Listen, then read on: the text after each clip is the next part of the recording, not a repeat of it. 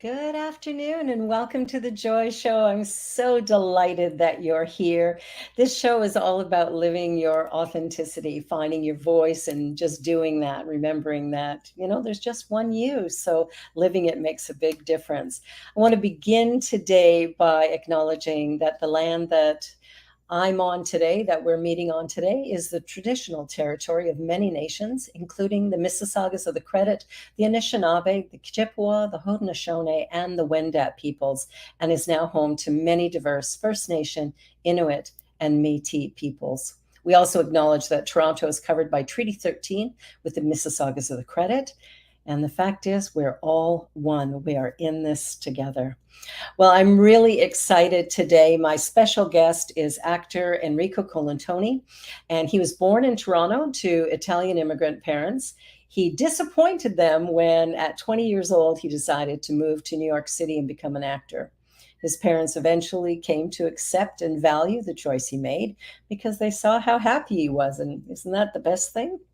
Enrico spent the early part of his career in the company of like-minded people, learning through discovery and feedback. And after graduating from the American Academy of Dramatic Arts, the Yale School of Drama, and finally from the School of Hard Knocks, I know that one well, he began working as a professional actor and hasn't stopped in 30 years. He's worked for such directors as Steven Spielberg and Steven Soderbergh. He's acted in such films as Artificial Intelligence, Contagion, Galaxy Quest, and A Beautiful Day in the Neighborhood. Television shows include Just Shoot Me, Veronica Mars, Person of Interest, and Flashpoint. Because he's committed to growing as an artist and maintaining his childlike perspective on life, he has recently returned from his Broadway debut, in which he received the 2022 Theatre World Award. Wow, that's awesome. Enrico spends his free time reading, writing, mentoring, and working with any charity that helps first responders and the advocacy of brain health. It is my great privilege to introduce my friend and associate, Enrico Colantoni. Germophobic, and I don't like contact. Well, I'm very sorry that I have to be here. You don't. You're naturally curious about the wealthy recluse, and your badge gets you in my door. That is blunt. Just please ask your question and get this over with. Well, on that note, let me ask a question. Perfect introduction, Rev. Please just ask your questions. Oh my goodness. Well, it's so good to have you here, and I'm really grateful that Hi, you could Rev. join I'm so happy to be here too. Awesome. And Rico, just tell us a little bit about what got you into this business. Why did you do this? Well, yeah, I mean, the degree of insanity, certainly. But I don't know if I'm still running away from what I was running away from as a 20-year-old boy, or I was running to something. But it felt like at the time, I just wanted to get out of the city and I wanted to get out of my house. And when I discovered, when I was at the University of Toronto and I took one elective in drama, there was a theater teacher there named Kathy Smith that basically said, you know what, you should do this. And I go, what, really? So I discovered that, it was a place where I could speak and be loud and no one would be telling me to shush and maybe even applauded. So it was, but what I discover now, Rev, is like, the company that I keep with you especially is the theater and acting was merely a gateway into a larger understanding of why we're here and who we really are and where we come from. Yeah. So And there's nothing better than doing something that brings you joy. And this obviously brings you joy. it brings me joy, and yet I have to say that it's still the beginning of something. Yeah. It's like after 30 years of doing it, I understand that it's still a gateway into uh, a greater truth. Yeah. You know. Well, I think that journey of finding ourselves is really an unending journey. Uh-huh. When we finally arrive, I think that's when we depart. Mm-hmm. And You know? then we discover something new. Exactly. It's a whole new journey from there. So tell me, what has been, of all the things that you've done, because we just heard your bio, there's a lot, of all the things you've done, which was the most fun or the most rewarding, would you say? Oh, wow. Well, they all start at fun, Yeah. and they all sort of have a reward. But the one that keeps on giving, I'd say, is the film I did called Galaxy Quest. Yeah. That's People a still talk about that film after 20 years, and movie.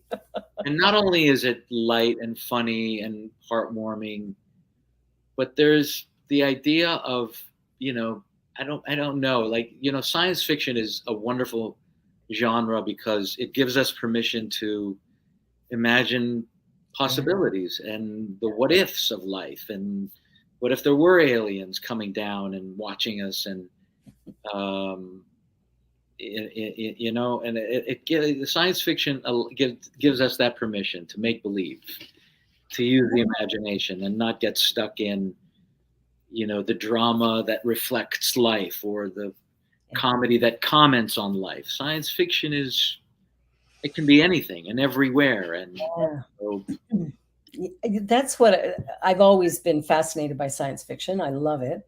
Always have. I remember reading multitude of books when I was a teenager.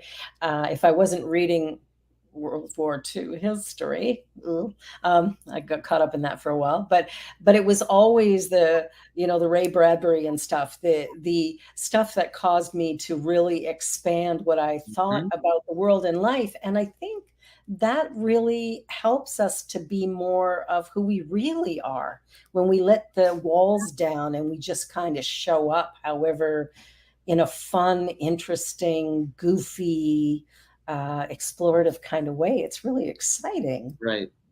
And we're allowed, I mean, within the genre, we get to personify a greater spirit, right? Yeah. Something much more intelligent than the human social ego that we sort of define ourselves by. And we can just go outside that and just imagine time travel and imagine how, how, you know, the evolution of where we're headed. It's just like there's so much. So anyway, I'm glad I got to be a part of a film like that, Yeah, that still touches on the funny bone, and yet, and certainly the imagination. Yeah. exactly. Is there a And clip? We have a clip of that? Can we show it? Galaxy Quest, yeah, I think we do have a clip. Speaking of deception, lies.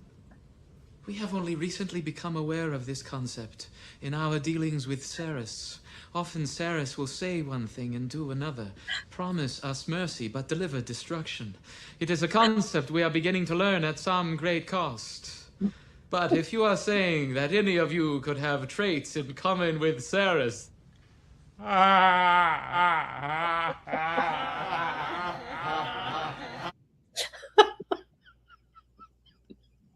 Oh my gosh. It's so funny because I saw that movie a long time ago, but I didn't realize it was you. That's the greatest compliment you could pay any actor. I didn't realize it was you. Or the worst compliment. Oh, I didn't know you were in that. Yeah, but you know, it's just, you know, with the way the hair is and I don't know, it just didn't it didn't really look like you until I knew it was you, and then it was like, oh my goodness, that's funny. But it's a very funny movie. And now, what about your experience of Broadway? Like that was exciting. What happened? Did we lose Rico? We did. We did. Well, here we go. He's I'm so sorry. I feel like, you know, when you're in the passenger seat of a car, you got to play with all the things. yeah. I've You're never been playing with in StreamYard before, SteamYard before, so I'm just like playing with all the buttons. I'm so sorry. That's okay. So, your thoughts about Broadway? Broadway. You know what Broadway is it's transcendent. Yeah. Because that, I mean, any actor who considers themselves an actor, that's not true. There are wonderful actors who have never set foot on stage, Right. but they're denying themselves, what I call the godlike experience when I feel like I am a priest, when I am delivering a message that is larger than me, that is collective in spirit because it's inclusive. It's everyone on a stage playing as one. Yeah. All the while, there are 700 people absorbing it and reacting to it and giving you this energy that gives you. It's so well, it's inclusive. You know what I mean? It's just it to me. It's especially this play that talked about. Essentially, it was a play about one woman's life, played by Deborah Messing, and we played characters from 17 to 97 and 108, respectively. Wow. And so, when you break down anyone's life in 90 minutes, you can really see what a work of art our lives are.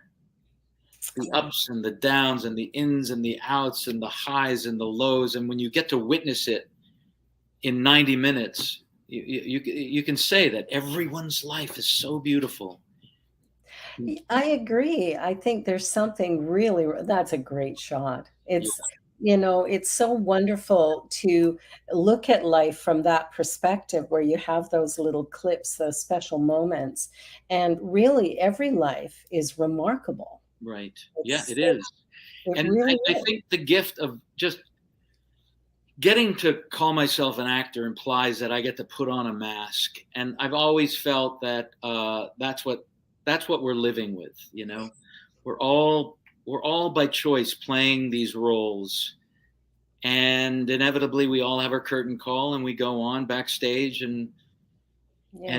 we exist in another form. But it's always, the live theater is always a reminder of how it reflects the existential And the our award. existential lives, not just a reflection of the social ego, but expansive in who we are and where Yeah. we come from.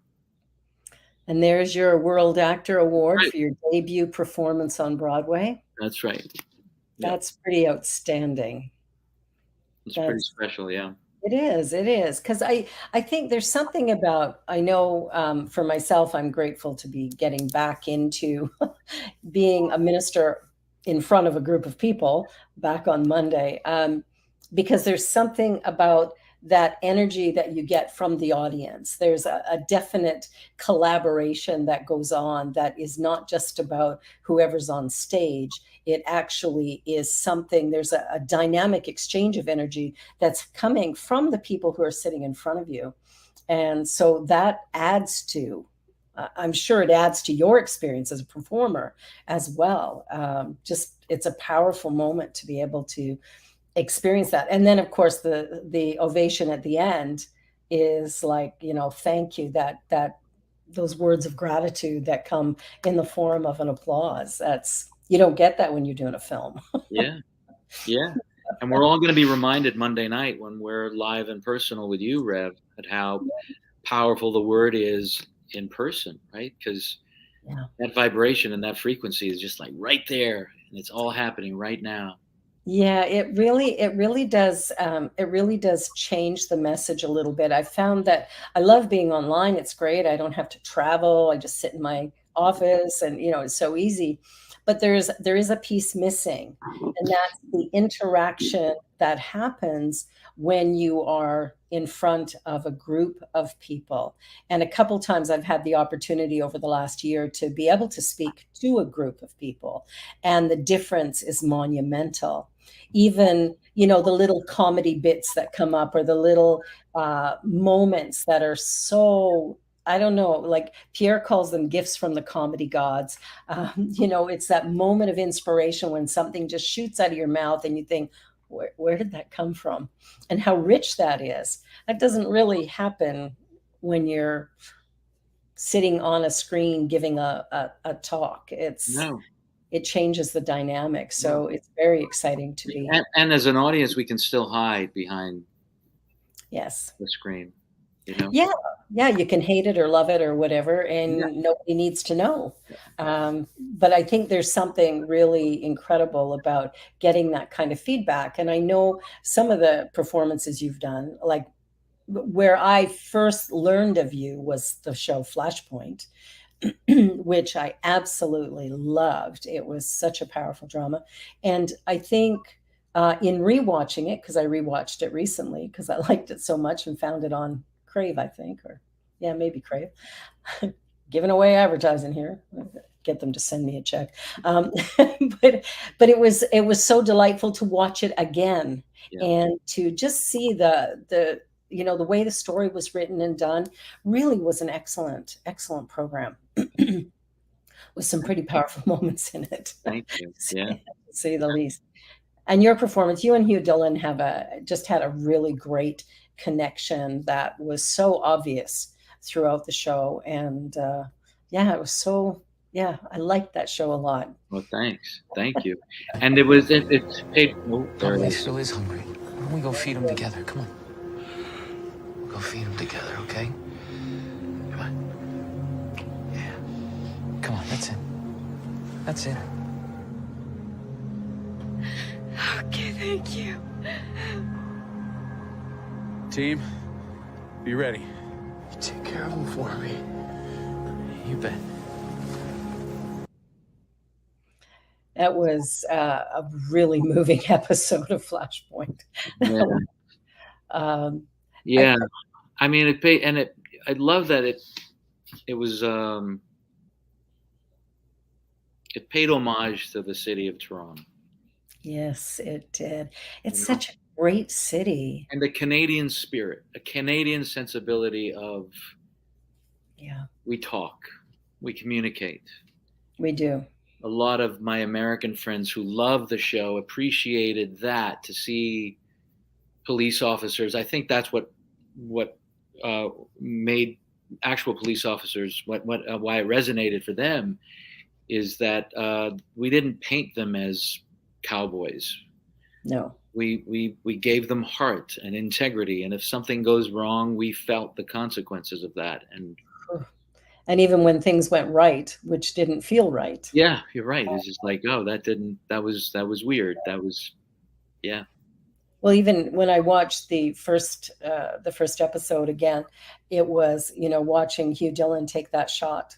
Mm-hmm. And then his response afterward, because it's like sometimes you look at what the police are doing and you think they're just doing what they're doing, and there's no consequence to what they're doing. Yeah. But there is a consequence, and that was so well illustrated in that first episode. It was like, oh, like you could just feel like, and I think that's what I liked the most about it, is that it really showed humanity. It wasn't flossing over personal issues. It was showing them, and I can still do my job. Mm-hmm. I can still be, my son might not be talking to me for years and years and years, but, because that was part of the storyline, and that was really well woven in, that you and your son had been estranged for a long time. Yeah. And then coming back together, and how that went. It was a rich storyline. I enjoyed it immensely. And I think what I loved when I got to meet you, of course, that was during the filming of Flashpoint. I was in the process of watching it, and all of a sudden I get a phone call from your agent, who is a friend of mine, a member of my congregation, going, "Hey, can you do a wedding?" It was Tuesday. Can you do a wedding on how about November 11th, Friday? 2011. It was actually November 10th. We needed somebody the next day. And I said, yes, Yeah. I can. Yeah. And then I got you married at the Pearson Airport in the chapel. The chapel at the Pearson Airport. And Hugh Dillon was my best man. Dylan was your best man. Yeah. His wife was the maid of honor, and it was just the four of us. Yeah, it was a beautiful ceremony. It was lovely. There's your gorgeous wife. Anna. And I remember I remember it was at the time in the airport when not a lot of people were in the chapel. But then somebody entered the chapel, and Huey gave him his huge death stare that just sent him running. It's just like, get out of here, beat it. It's just like, oh my god, oh my god. Yeah, and we had been warned that that might Yeah, happen because, yeah, yeah, yeah, yeah. we've got, Nobody told you that it was cool. yeah, it was, but it went off really well, and it was kind of apropos It because was you lovely. two had reconnected at the That's right. airport. We So originally met in 1984 at the airport. We started working at the airport the same day. that's incredible. Yeah, yeah. It's Yeah, pretty so it was cool. like a full circle Uh-huh. to come back to that place, and That's what we wanted to do, and there you were. And now this is full circle. 10 years later, oh, it is. as I'm discovering the whole science of mind, Yeah. the journey for me started with a lady named Mary Morrissey through the Brave Thinking Institute, and Yeah. how just mind blowing that whole thing is. And then I realized, wait a minute, they're talking about something that very specific here. It's not just about building your dream life. It really is about tapping into your authentic self. Yeah. And where it comes from, I realized, was unity faith, new Mhm. thought. Yeah. And I think I just asked you on a lark, I say, hey Rev, you know anything about blah blah blah? She goes, yeah. I'm a minister of unity, and I'm a minister of CSL. the Center for Spiritual Living as well. And I go, well, there you go. That was almost a year ago, Yeah, and here you are. Here yeah, you are studying and yeah, making your way in the teaching. Well, more. it's a remarkable teaching because it really, I think, helps to facilitate us showing up in our best possible light, regardless of what we do.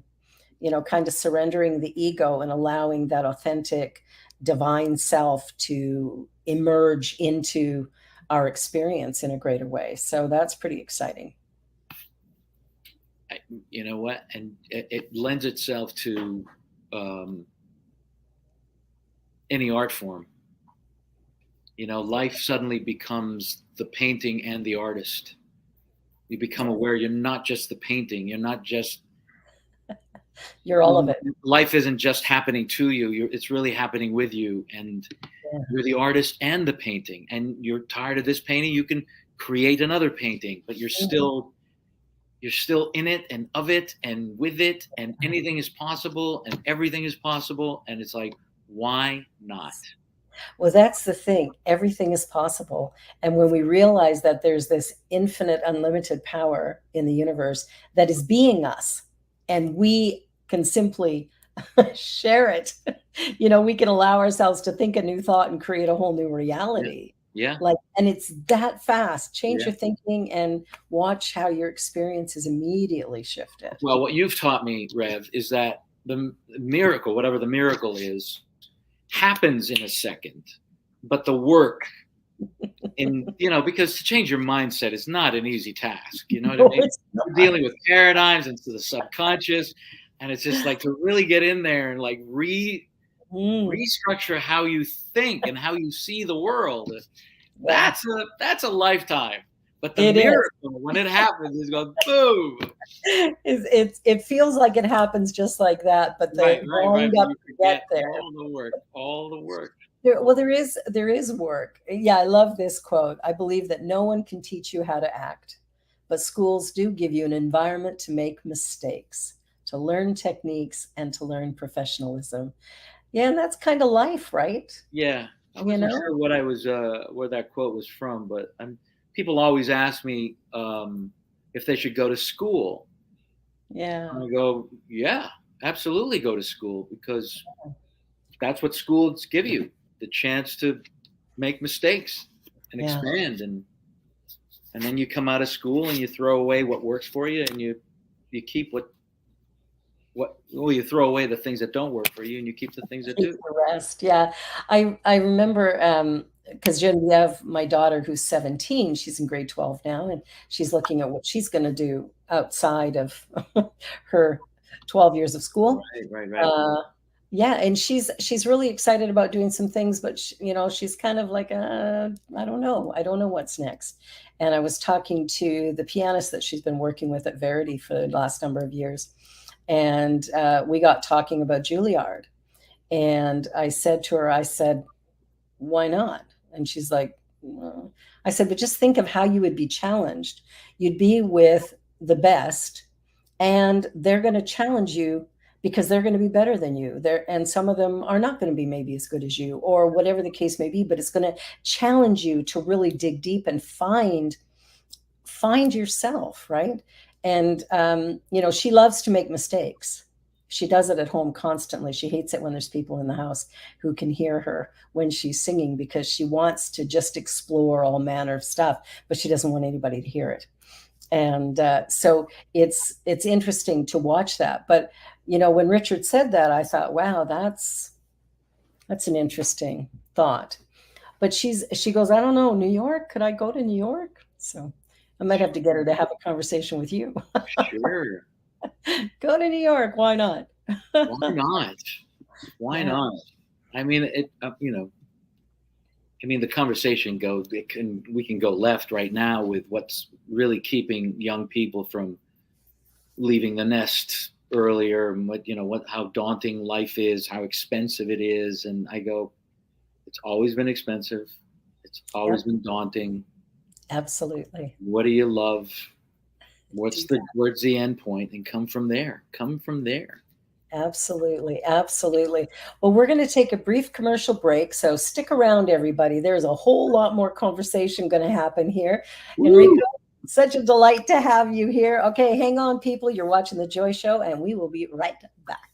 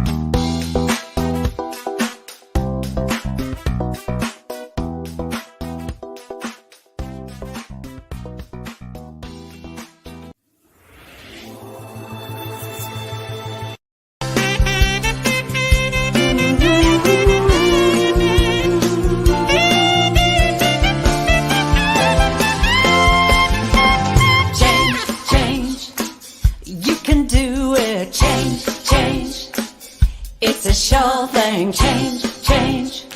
Expect a miracle change.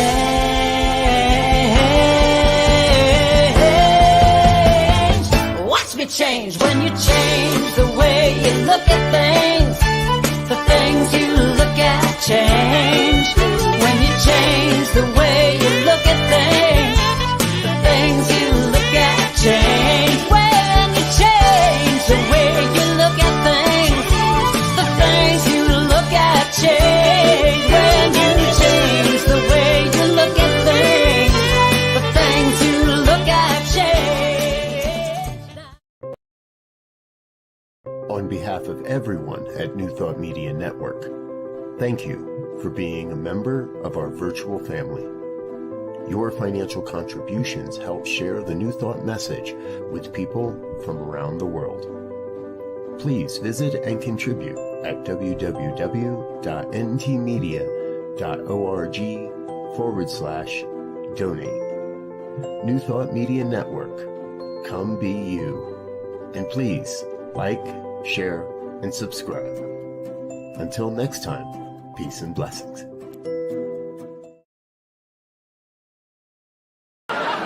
Stop doing that! I did not spend 12 years at medical school to be used as a prop in some pathetic attempt to get back at the woman who dumped you. Huh? You came into the ER drunk and screaming your name. I should have known it. Why are you doing this to me? I'm paying you!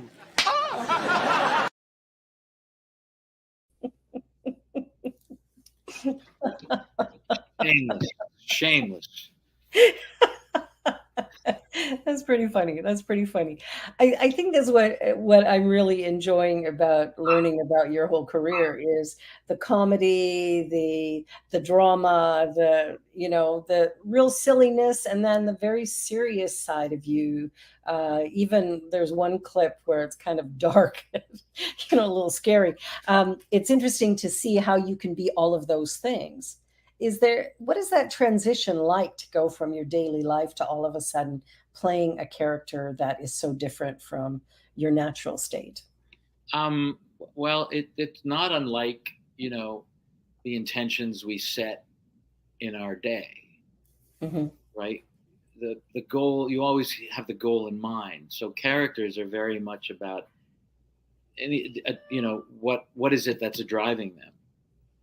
What is it in what environment? What are the circumstances? So um, what I love about what I do specifically is that it's all in the what if. Hmm. You know, like what if this were to happen, and what if that person wanted this, and this person was that, and Yeah. so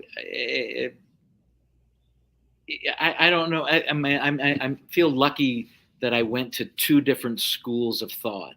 The Hmm. American Academy of Dramatic Arts was very much a visceral experience for young 20-year-olds looking for something, and it was all sensory based, and how am I feeling, and how my emotional life, and then when I got to the Yale School of Drama after 5 years of figuring things out, I went back to school, to the Yale School of Drama. That was much more classical in its Hmm. training. It was technical. It was playful. It was much more playful, imaginative. You got to work with great old playwrights from Shakespeare to Goldoni to Chekhov to Strindberg, and it wasn't limited to just TV and film. So Hmm. your imagination really got to bounce off the walls, and so you're playing a giraffe. Yeah, let's play a giraffe. What was a giraffe? Anything. Again, it lends itself to the possibilities instead of the limitations. And Yeah, I like that because life really is possibilities. yeah, The yeah, only limitations are the ones I think that I have. yeah, yeah. I mean I love that show. that's my co-star, and the other co-star on my head was a cat that they had bludgeoned and put on my head. It's like it was such an awful wig. That's a very But bad you can one. guess. Can you guess what that movie was? Can you just based on the No, I cartoon? can't. I Well, can't. doesn't she look a little like Celine Dion and René Angelieu? Oh, yeah, yeah. Wow, I've never seen that film. Yeah. Well, you're not alone. Huh? I'll have to check it out. Yeah, she's, I've got all these shows I gotta watch now that I can't. although she won a Gemini for her performance, she was amazing as Celine. Oh, yeah, Yeah, she was. That's Christine Gowie, and she was just terrific. fantastic. Yeah. Wow, that's beautiful. That's Yeah. beautiful. Well, that's the other thing about what you do is you've had the opportunity to work with a lot of really remarkable people. And Yeah. that's gotta be fun too. Is it ever a little bit like, "I'm working with who?" Like, do you ever get that little starstruck thing? A couple of times, and then Mhm. I mean, I feel like I'm responsible for my reality as well, and I've Yeah. created a career where I've worked with warm, kind people. Yes, I You like know what I that. mean? Yeah. And so they don't they're not aloof, and they're not. I mean, the greatest example recently with Tom Hanks in "It's a Beautiful Day in the Neighborhood." It's like it doesn't get bigger than Tom Hanks. You know That's what I true. mean? It's Yeah, like, I mean, that's royalty. That's Hollywood royalty. And when they absolutely. are so personable and friendly and kind, it's just like there's nobody else has any excuse to be Yeah. anything other than that. You know, I don't know what's going on in your life. We're blessed and we're lucky to be doing this. And Yeah, let's not forget that. Let's not forget what we're bringing. It's not about us. It's not about us at all. And I I love find that too many young actors are still learning that. Yeah, I Just- think that's one of the things for me. I've never really had that starstruck thing. Um, I figure everybody puts their pants on one leg at a time, yeah, and we all have lives, and we all have icky stuff and great stuff. And, that's the reality. And if we're all living from our highest potential, then somebody's going to be a great garbage man. And somebody else will make a great president, and somebody else can be the queen. Like, it's like all of these different things, they don't actually separate us unless we're living in that ego state. Yeah.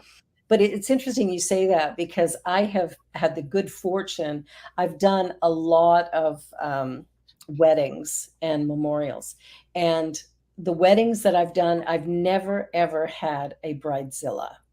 I've never had somebody who's just, because I work with the best people. I'm surrounded by the best, the most beautiful, the most wonderful, warm, inviting people. So I love it when you say that, because that's exactly, when we know that life gets to be beautiful and fun and interesting and gorgeous, it does. It gets to be that. Yeah. Yeah. I mean, I would love, I mean, what's exciting about the new thought and just learning science of mind is really, it gives me a better understanding of what I do and what artists do. And because I feel like I'm at such an advantage because of this, I really want to share that with my fellow artists and remind them that it's not you, man. It's not just you. You're creating something, and you're conscious, and you are deliberately, whether you're aware of it or not. Well, that's it. You're creating something in the world. And now you have a project that you're thinking of doing for summers. Yes.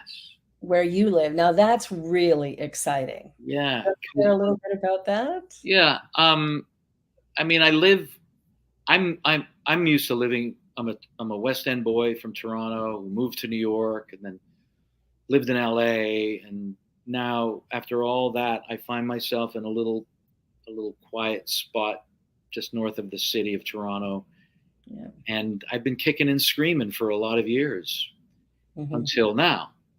I realize, well, I can make things happen right here, right now. So my mission right now is to not only am I supporting the next potential mayor of the city, but because I know she's invested in the arts and she's creative like that.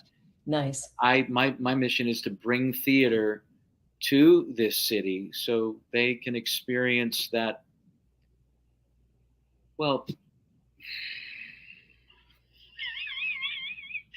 art makes us smart. It does. It just makes us smarter. It does. When you read a poem or you see a play or you listen to music. Yeah. When you see a painting and you don't know what it is, but the synapses in your brain are just going boo boo boo boo boo boo boo. Exactly. You know, and TV and film, unfortunately, or social media is kind of deadening. You know, it's sort of like we end up watching it like this. But theater is interactive. Yes. You must participate. You must listen. You must feel. You must do all those things. And there's not enough of it where I live. So I'm going to bring it. Oh, I love that. I love that. My husband does interactive shows with the audience where he brings audience members up on stage. I've been in the audience with Pierre doing that. And it's so fun, and people have a blast. It's absolute silliness. You know, Shakespeare would roll over in his grave watching. Are you kidding? That's what Shakespeare was all about.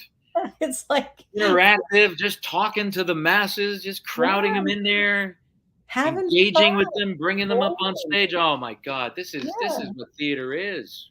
It is, and it's really lovely. And I remember a few years ago, one of Genevieve's favorite people was Miranda Sings. And her story is so interesting as well, because she was, in musical theater school, and, she's got this great voice, and, being part of this, and she's just watching everybody in their ego stuff, how great am I? I think she got fired by Disney for playing one of the princesses on the lot in a little different way than what was expected of her. But she would do this horrible parodies of things, and she just looked awful. And she just started creating funny videos, sending them to her friends, but they ended up getting millions of views. So I took This is Genevieve. Genevieve? Well, this is a woman that Genevieve follows on social Oh, I media. see. Miranda Sings. And, it was interesting to watch her live show. Well, it was interesting to go because it was like, I don't know, the Sony Theater holds about 3,000 people, and all of them were probably between the ages of 10 and 14 or something, mainly female, and the decibels of their voices. And they actually had to have guards at the stage to prevent them from storming the stage because they just love her so much. But it was just I love that. watching how she was making fun of the other people who were just taking life too serious when she decided to spoof it, and it just took off. And the way she inspired young people to just be who you are, be silly, be ridiculous even. It's perfect. Go ahead. But it really got kids thinking in a new way, I think, and I think it was really positive. Don't take yourself too seriously. Never take yourself too serious. Never. Still learning that. Jeez. Yeah. Yeah, I like to laugh and do silly things. You do. Sometimes I think, is she laughing at me? No, always with. Always. Yeah, I realize that. With. I realize that. When I was doing CSL Toronto, the first version of this, Genevieve was little because she was in the church from birth up. And so at about, I don't know, from when she started walking, I would be on stage and she would be wrapped around my legs. And so I'd be walking around and she'd be hanging on to me the whole time. And she showed me a video the other day of this, and I just laughed. Yeah. Some people were a little by it, but it never distracted me. It never took me off my message. And I just loved having her there. She's my last baby. And so that's so let beautiful. her be. Yeah. It's so on Monday we get to hear her all grown up and singing and being whatever. But I think, finding a way to let people be who they are, where they are. Forget the pedestals and Yeah. No, well, it's easier said than done, that's for sure. Yes, it is. That's part of the journey. Coming to that place. Yeah. And coming from an actor's perspective, I always question who I really am, because I've lived my whole life being who you want me to be. What will help me survive this environment? What will not get me hit? Not get me yelled at. Yeah. Up until now, because now it's like, oh no, that's who I am. Yeah. I really am this spiritual being having this human experience, and the essence is consistent, and anything else is just an expression of that. But it's just comforting to know where we all come from and who we really are, and expressing that. And I think once people make the connection, it's not ego based. It's not, oh, who am I? Who am I really being in this, in the social ego of it all? It's really, who are you behind the mask? Behind the mask. And can we just be that? Can we? And I think as we get older, I know for me that the older I get, the less I care what people think of me. So there's something very rewarding about that. Yeah. I can ask for what I want. I can say what I believe to be true and know that some people will like it, some people won't, but I'm okay with all of it. There's just a great freedom in that, of sort of dropping the masks and going, I'm no longer the little kid who was told to shut up because they have nothing important to say. I now have people listening to me. How does that happen? Yeah, I love that. Yeah, but it's just, I think in our maturing, we come to a place of recognizing that life is just a journey, and it really doesn't have a destination. It's about being present moment by moment and being with what is, because we can't change what is. We can just change what comes after the what is. So it's as I journey along, I look at all the mistakes I've made in my life, and in fact, I'm grateful for them because they've allowed me to deepen my humanity, to come to a better place of accepting people as they are, even when I don't necessarily like their behavior. Um, it's like I don't have to hang out with them then, I guess. But it's like, sort of separating the judgment. But isn't that a doorway into compassion? Even though you don't understand Hmm.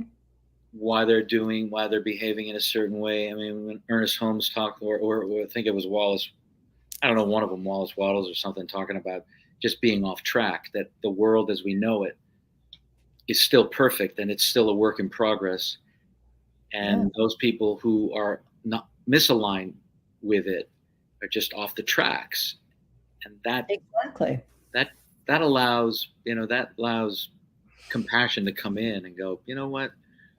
The government isn't all bad. And that police officer who pulled me over isn't all bad. And the system isn't all bad. It's just still a work in progress. And Yeah, it's funny, I love the reactions of people when they get pulled over by the police. yeah, Because, especially those who are, obviously speeding yeah, and get stopped and they're mad at the cop. yeah, yeah, yeah, yeah. It Sure. makes me Why are you giggle. stopping me? Yeah, how dare you catch me breaking the law? Yeah, What were you thinking? yeah. It makes me giggle because I think, It's so funny how feeling embarrassed has a defense that just like something else will come out as anger or something. yeah, exactly. I always laugh and chat them up and end up with a slightly lower ticket, but I always get a ticket, except once. Well, I did get a ticket, but it was much lower. I was in New Jersey and I was driving back to Canada and I was doing a ridiculous speed, something like 90 mile an hour, you know. I don't know. I think it was a 50 mile an hour zone. And so when the motorcycle cop pulled me over, this was in my cute blonde haired days. I said, "Oh, all these numbers, I get so confused." Oh, you worked it. So, Oh, you worked it. Oh, look. Oh, I oh, don't. Oh, sorry, officer. all these numbers, I they're so didn't big. And know. little did he know, like 90 miles an hour is like 140 kilometers. Oh my rib. He gave me a ticket for driving too slow in the passing lane. It was about, I don't know, $40 or something. And my minister friend that I was with, she just laughed. She went, "I cannot believe you just did that." Yeah, cute. Cute as a bug's ear, and there it is. It's You very work it when you funny. can. Oh, It's the only believe time me, I've ever done when it. I've been pulled over since I've been back in Toronto, I'll take my glasses off and my hat off, and I'll smile, and in hopes that they'll go, "Do I know you?" Oh, I know Oh you. no, where do I know you, officer? Maybe we went to school together or something. Maybe you just watched that movie I was in. Yeah, just like, oh, you're a fan of Flashpoint? Oh yeah, I play a cop on television. Well, and it's interesting because people will sometimes cut you some slack because there there is that idea that because you do this, you're better than, or you're more important Man, somehow, what's rather than being unique and special like everybody. what's beautiful is that when I run into people that recognize me, it's always a warm feeling of, it's not an immediate recognition of like, oh, blah, blah. There's a warmth in of like, this person's been in my house. You've been to my house. You've come through my door and you've spent time with me.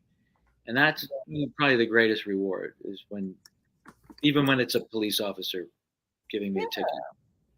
You know what I mean?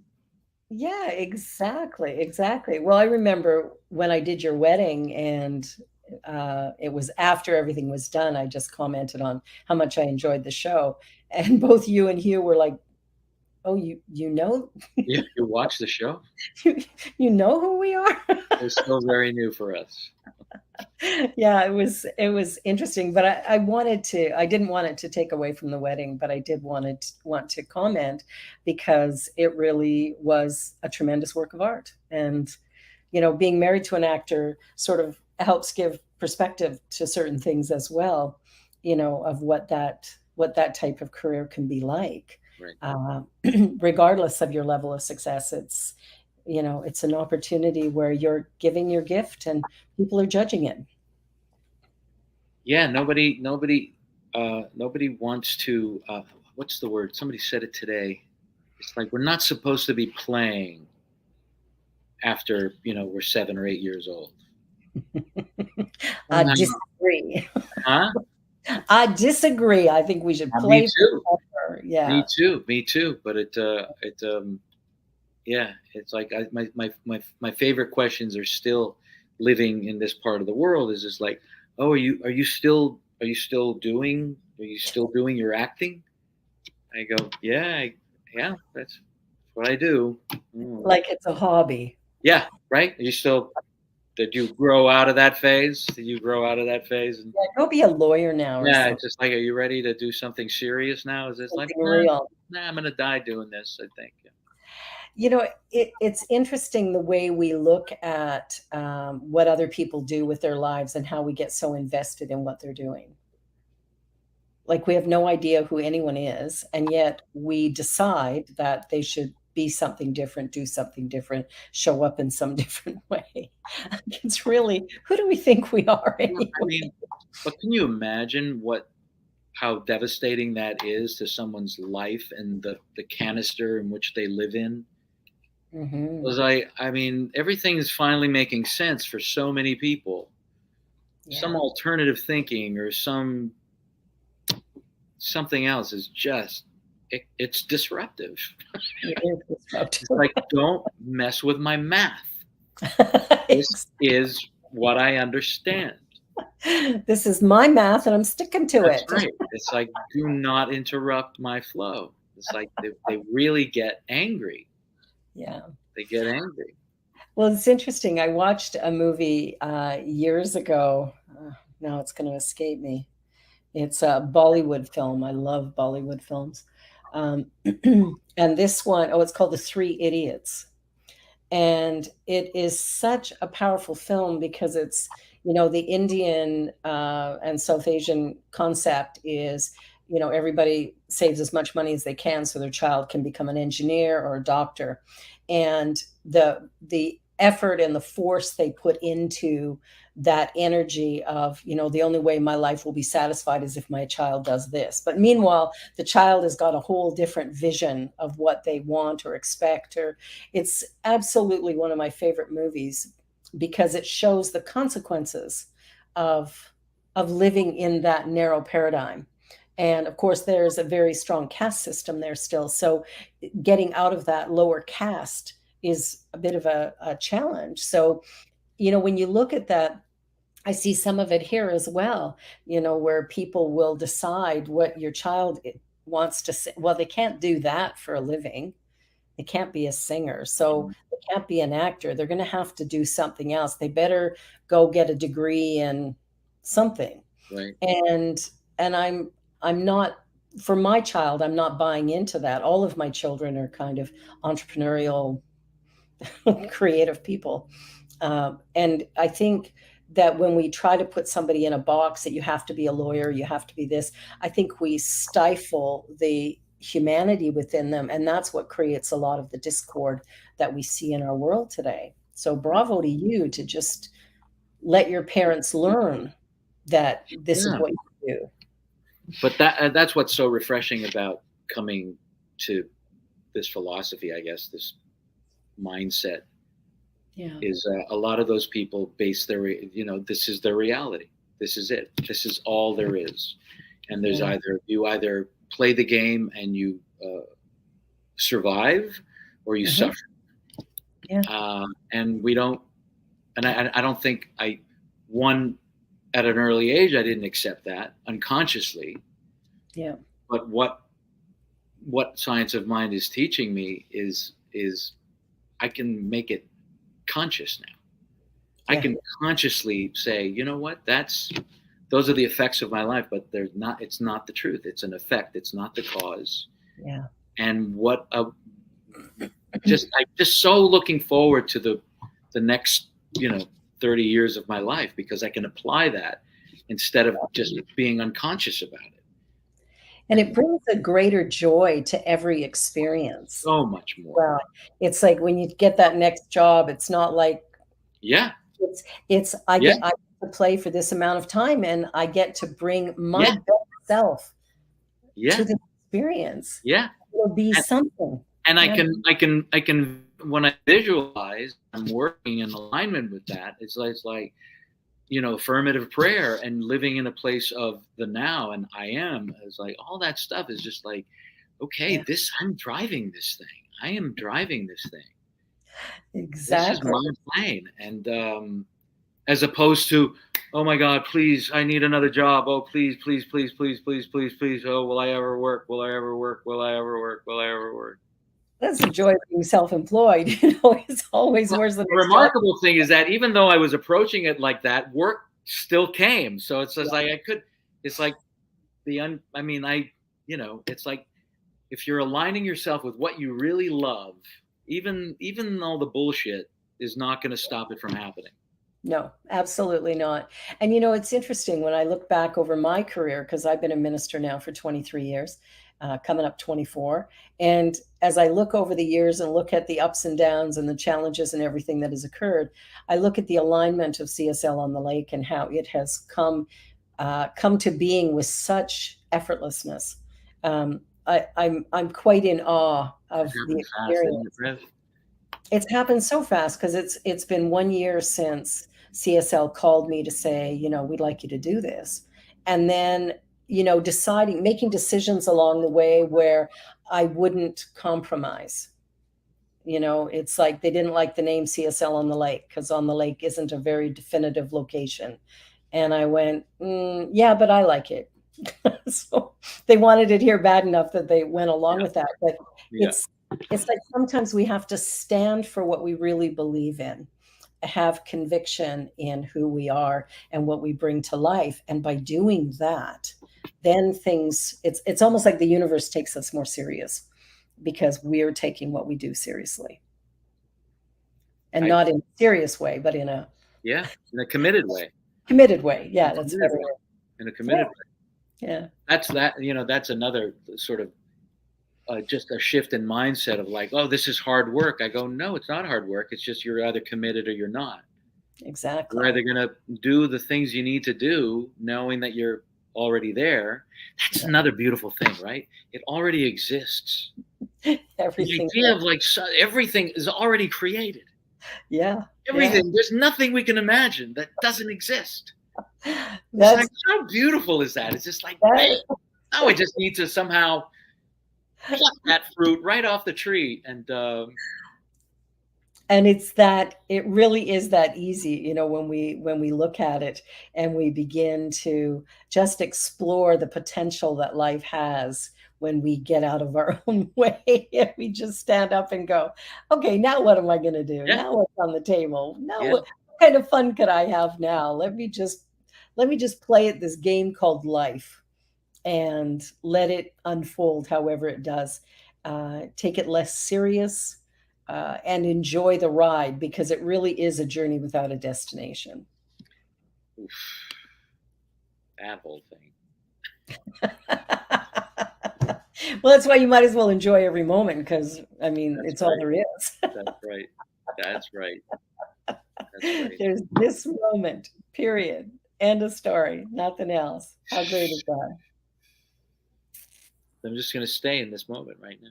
There you go. There you go. I am so grateful that you chose to join me today. This has been a very fun experience for me. Thank you for asking me. Yeah. Oh, I'm so grateful. Your career has been very rich and very diverse, and that is so fun and exciting. And I love that you found CSL and that you're exploring the possibility of becoming a practitioner and maybe even a minister down the road. It's like that's a huge step in a whole new direction. And yet it doesn't have to be separate from. It can be this and that. It's like neither one requires. Yes. That's beautiful. Yes. Bringing what I have and what I've learned into the ocean of it, into the ocean of knowing. And I love it. I love it. Thank you. Thank you. Thank you Thank so you much for being my mentor and my teacher and my minister. And I love you and everything you bring and who you are, Rev. I'm just so grateful that you were here and present in my life. So thank you. And thank you everyone for whoever's listening. I know Rev Emmy is out there and Cheryl is there. So those are the names. There, Wayne's there from Calgary, and there's a few others that I can't see their names, but thank you so much. Have a beautiful week, everybody. This is The Joy Show, and we will be back next week with Reiki Master Nancy Miranda. So be sure to tune in again. Thank you all. I love you. Love you, Rico.